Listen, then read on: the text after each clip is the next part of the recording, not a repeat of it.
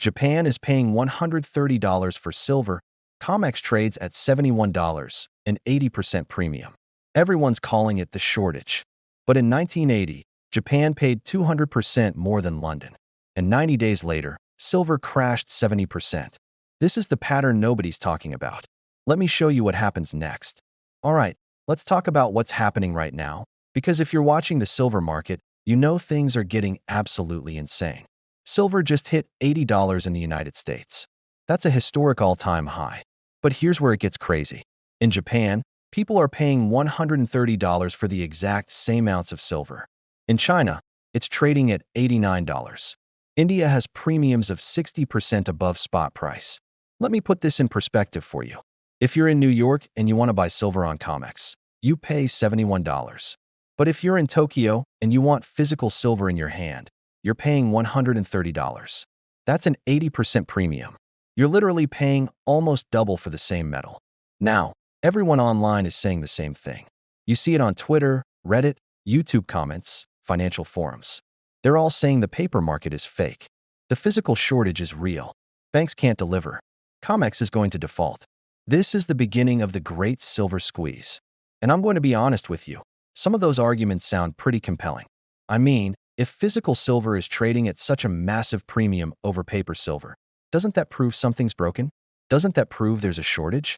Well, that's what I want to talk about today, because this exact situation, and I mean exact, happened before. Not something similar. Not kind of like this. Exactly this. January 1980. Let me show you something. Back in 1980, when silver hit its peak, Tokyo was paying $105 per ounce. London was trading at $35. New York COMEX was around $45 to $50. Do the math with me.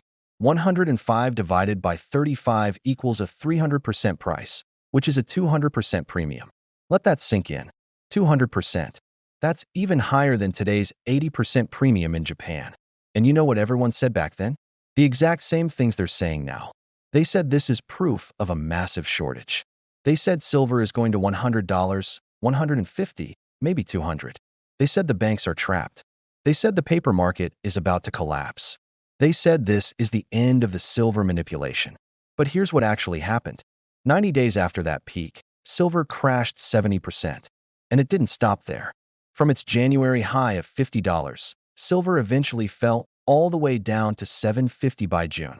That's an 85% crash in 5 months. The people who bought silver at $40, $45, $50 thinking this was the squeeze, they lost everything.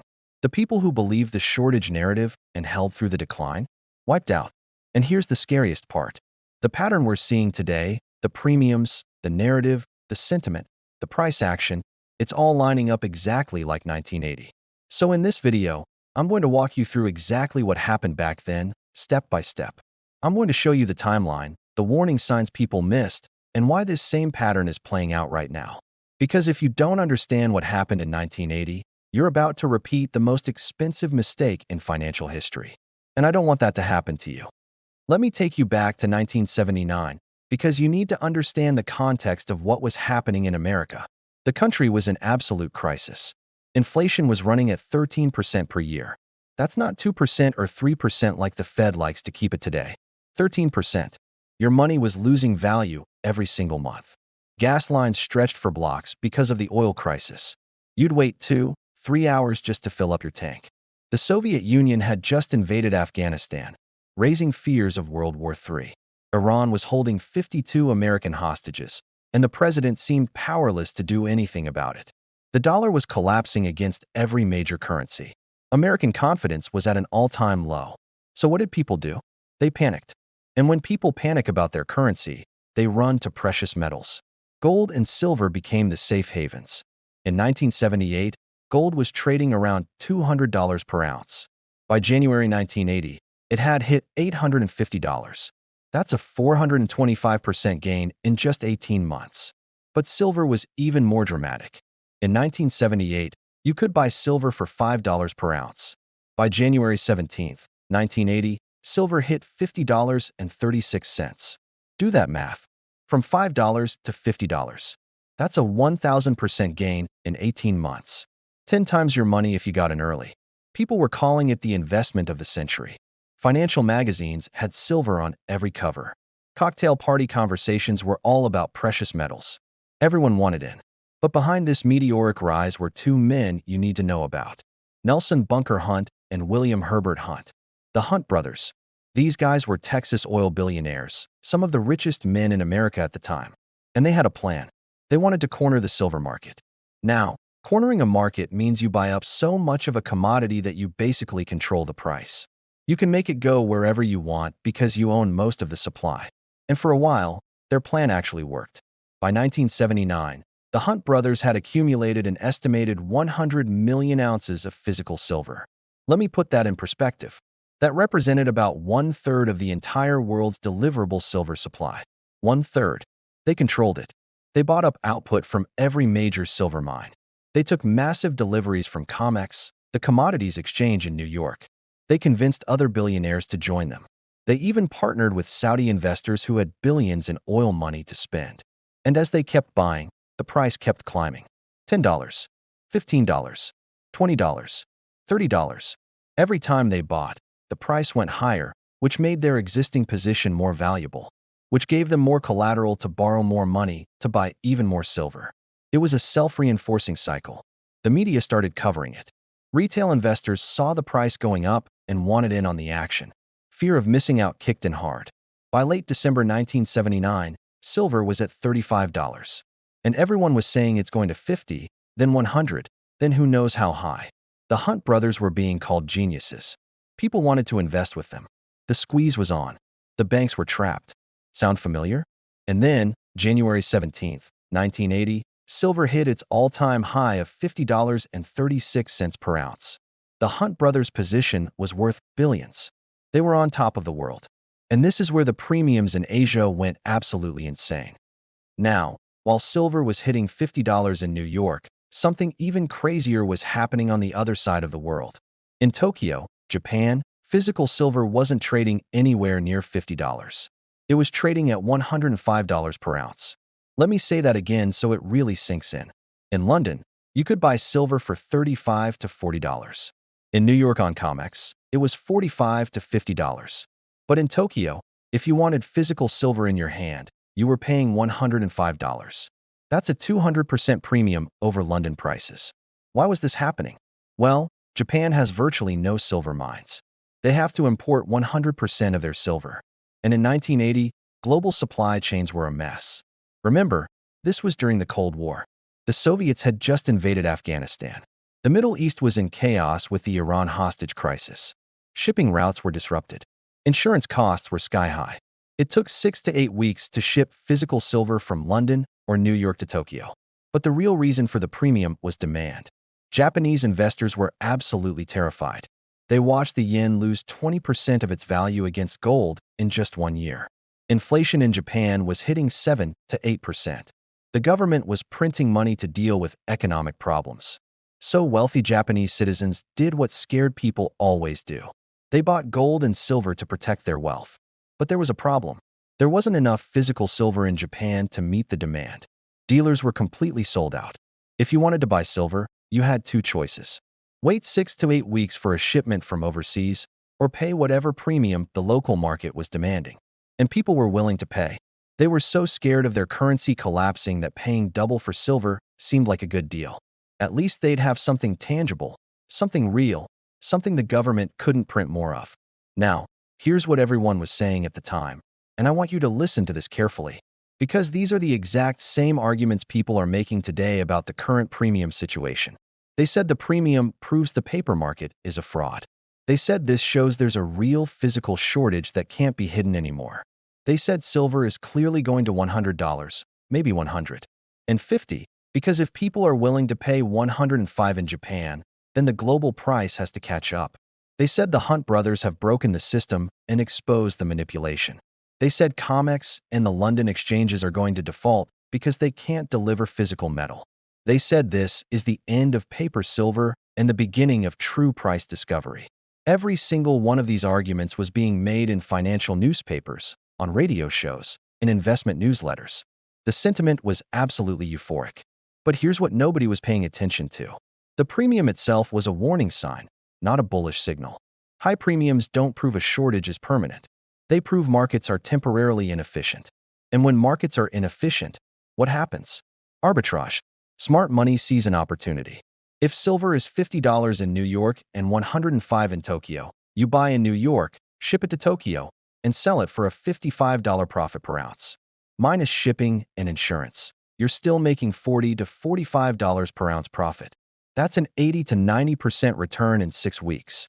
Of course people were doing this.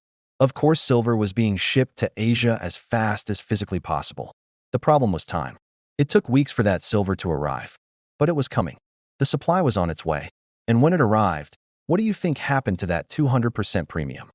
March 27, 1980. This date is known in financial history as Silver Thursday. Let me tell you what happened. The Hunt brothers had a problem. See, they didn't just own 100 million ounces of physical silver sitting in vaults. They also had massive positions in silver futures contracts. Futures are basically bets on the future price of silver, and they're traded with leverage, meaning you only put up a fraction of the money up front, maybe 10 or 20%, and you borrow the rest. This allows you to control a much larger position than you could afford to buy outright. The Hunts had borrowed hundreds of millions of dollars to buy these futures contracts, and their brokers, the firms lending them this money, required them to maintain a certain amount of collateral in their accounts. This is called margin. In early March, silver prices started to wobble. They dropped from $50 to around 40, then 35. Nothing catastrophic yet, but enough to make the brokers nervous. So the brokers called the Hunts and said, you need to put up more margin, more collateral, to cover the decline in your positions. And here's the problem. The Hunts were tapped out. They had billions of dollars worth of silver, but it was all tied up. They couldn't sell it without crashing the market. They couldn't borrow more because they were already over-leveraged. When the margin call came for $100 million, they couldn't meet it. They defaulted. The news broke on March 27th. The Hunt brothers, the men who supposedly cornered the silver market, couldn't come up with $100 million in cash. The market panicked. If the Hunts are defaulting, who else is in trouble? If they have to sell, how much silver is about to hit the market? How low can the price go? The selling began immediately. Silver opened that day at $21.62 per ounce. By the end of trading, it had fallen to $10.80. That's a 50% crash in one single day. 50% in 6 hours of trading. But it didn't stop there. The panic spread over the following weeks and months. By June 1980, silver had fallen all the way to $7.50 per ounce. Let me give you the full picture. From the January peak of $50.36 to the June low of $7.50. That's an 85% decline in 5 months. If you bought silver in January thinking it was going to $100, you lost 85% of your money by summer. Now, who got hurt the worst? It wasn't the Hunt brothers, even though they eventually had to file for bankruptcy and lost billions. The people who got destroyed were retail investors. Regular people who read the investment newsletters saying silver is going to the moon. People who saw the premiums in Japan and thought this proves there's a real shortage. People who believed the narrative that banks were trapped and had to cover their shorts at any price. These were teachers, small business owners, retirees, people who took their life savings and put it into silver at $40, $45, $50 per ounce. And they held on because they believed. They believed in the squeeze. They believed the price had to go higher. When silver dropped to 40, they called it a healthy correction and bought more. When it dropped to 30, they said this is the dip before the next leg up. When it dropped to 20, they were in denial. And when it crashed to 10 and then 7, they were wiped out. The saddest part? The premiums in Asia collapsed almost as fast as the price. Remember that 200% premium in Tokyo? Within 2 weeks of Silver Thursday, the premium had fallen to 50%. Why? Because the physical silver that had been shipped from New York and London finally arrived. The supply shortage was never real. It was a temporary logistical delay combined with panic buying. Now let me show you why I'm so concerned about what's happening today. I'm going to put the 1980 chart next to the 2025 chart, and I want you to see what I see. On the left side of your screen, silver from 1978 to 1980. On the right side, silver from 2023 to today. Look at the setup. In 1980, you had a currency crisis. The dollar was collapsing. People had lost faith in the Federal Reserve. Sound familiar? Today, we're seeing de-dollarization. BRICS nations are talking about a new currency. The dollar's reserve status is being questioned. In 1980, inflation was out of control at 13%. Today, even though official numbers say 3 or 4%, everyone knows real inflation. The inflation you feel at the grocery store, at the gas pump, is much higher. In 1980, there was massive geopolitical chaos. Soviet invasion of Afghanistan. Iran hostage crisis. Today, we have Ukraine, Taiwan tensions, Middle East instability. In 1980, there was a flight to precious metals. Everyone wanted gold and silver. Today, same thing. Central banks are buying gold at record levels. Retail silver demand is through the roof. In 1980, you had a massive price spike. From $5 to $50 in 18 months. That's a 1,000% gain. Today, silver has gone from $18 in 2023 to $80 now. That's a 440% gain in about 24 months. Not quite as extreme, but still a massive move. And here's the kicker. In 1980, you had extreme premiums in Asia. Tokyo paying 200% more than London. Today, Tokyo is paying 80% more than COMEX. Now, some people might say, see, the premium is lower today, so this is different. But I'd argue that's actually more concerning. Why? Because we haven't even reached the peak premium yet. In 1980, the premium maxed out right before the crash. If we're only at 80% now, how high could it go before this breaks? Let me show you something else. The velocity of the move. In 1980, it took 18 months to go from $5 to $50. That's a relatively steady climb with some pullbacks along the way. Today, we've gone from 18 to 80 in 24 months. But look at the last 6 months. We went from 50 to 80 in just 6 months. The move is accelerating. The price action is becoming parabolic. And historically, parabolic moves always end the same way. They crash. There's a principle in markets that the faster something goes up, the faster it comes down. Why? Because parabolic moves are driven by emotion, not fundamentals. Fear of missing out, greed, panic buying. And when the emotion shifts from greed to fear, the selling is just as emotional and just as fast. Now, let me show you who's buying today compared to 1980. In 1980, you had the Hunt brothers and a few other billionaires accumulating massive positions. Today, you don't have two guys cornering the market. You have China buying record amounts of silver. You have central banks accumulating. You have large ETFs and funds going long. And you have retail investors piling in at all-time highs. Go look at Google Trends for searches like by silver or silver shortage. They're at levels not seen since March 2020 during the pandemic panic. You know what that means? Retail is buying the top. Again, just like in 1980. When taxi drivers and Uber drivers are telling you to buy silver, when your hairdresser is asking how to invest in precious metals, when social media is flooded with silver content, that's not the beginning of a move. That's the end. The smart money, the institutional money, they bought at $20, $30, $40. Retail is buying at $70, $75, $80. And historically, retail always buys the top and sells the bottom. So based on the 1980 pattern, here's what I think happens next, and please understand this is not financial advice. I'm simply showing you what history suggests. We're probably going to see one final spike. Silver might push to $85, $90, maybe even $95. The premiums in Asia are going to expand. Maybe we get to that 100 or 150% premium level. The media is going to go absolutely crazy. Every financial channel will be talking about silver. Social media will be flooded with people saying this is it. The big squeeze, silver to 150, banks are trapped. This time is different. That's phase 1, the final euphoria. Then something is going to break. It might be a big institution that can't meet a margin call. It might be a regulatory change from COMEX or the CFTC. It might be a major player liquidating their position. Whatever it is, the price is going to drop 10, 15, maybe 20% in a day. And everyone's going to call it a healthy correction. They'll say this is your chance to buy the dip. This is when you get in cheaper before the next leg up. The dip buyers are going to rush in. That's phase 2, the fake out. But then reality is going to set in. The physical silver that's been shipped to Asia over the last few months is going to arrive. The premium is going to start collapsing. From 80 or 100% down to 50, then 30, then 20. And the narrative is going to change. Instead of there's a massive shortage, it'll become, well, actually there's plenty of supply. The shortage was overblown. And that's when the real panic starts.